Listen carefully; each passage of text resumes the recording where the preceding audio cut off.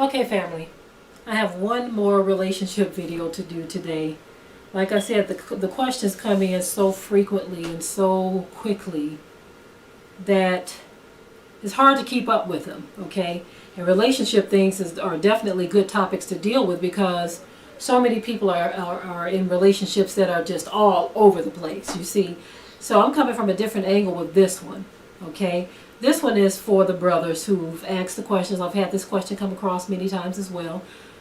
Some brothers have said, well, look, I do prefer black women. I love black women, but they just won't give me the time of day. I've heard so many brothers say that, and guess what? I've also witnessed it. I've witnessed it firsthand, how some black women are a trip. They are a trip. You will have a black man over here, okay? And I'm not going to use the typical garbage truck driver scenario.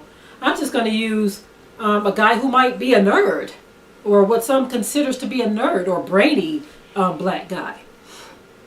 You have some black women who will look at a guy who they consider to be nerdy or brainy, look at him like he's a joke, like he don't deserve to breathe the same air that she does. And I say to myself, to that kind of black woman, are you sick or crazy or retarded? Which one is it? It's got to be one of them, because if you look at a black man who you consider to be too nerdy or too brainy as a non-viable option for you, then you got some serious issues going on in your head. News flash, but haven't someone told you that there appears to be a shortage on black men and that there doesn't appear to be enough to go around? And you have one who's interested in you, and just because he wears glasses or he's a bookworm or something, or because he's a college graduate, or because he's boring, you look the other way, or you don't give him the time of day because you're looking at this big, strong, strapping thug out here in the streets, and that's more appealing to you. What is wrong with our people? What is wrong with our black women who choose to be that way? I've heard of black women who said if a man ain't taller than them, they don't want him. Now I'm talking about a woman who might be my height, and he might be just a smidgen shorter than her, or right at her height. And she'll be like, I don't want no man that's my height or shorter. I want somebody 6 foot tall. Well, keep on dreaming then. Keep on looking, keep on waiting. Because everything that you want you're not going to get. Everything that glitters ain't gold. Just because somebody's tall, that don't mean he's going to be good to you. So why make that one of your prerequisites for a man? Anytime you sit back and you make a list of what you want and don't want in a man, I'm telling you right now, righteousness should be the only thing on your list. Righteousness.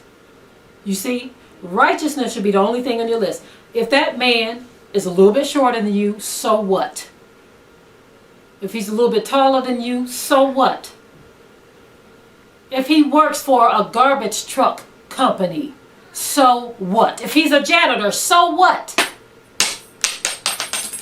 That's my earring in agreement with me. It just fell off my ear, but I shall continue. It doesn't matter. If a man is righteous, that should be all that matters. But when you have this list of things, this list of requirements that ain't got nothing to do with righteousness, you are selling yourself short, because you can end up with a booger bear or a brute beast who will treat you like trash. All because you wanted to turn this one away because he's a little bit too short for you.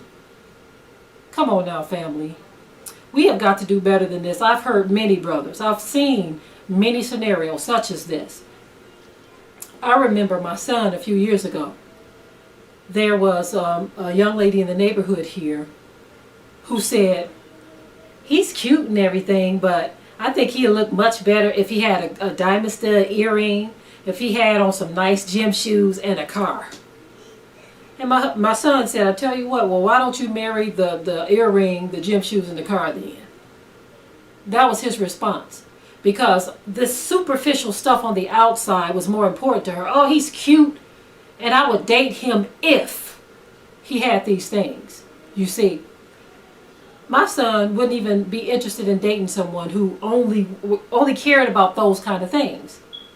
You see, it's very sad that our young women have been trained to this point through looking at the actions of some women, looking at the television, looking at what Hollyweird has to say about things. And so now they're growing up at a very young age not knowing what a quality man is.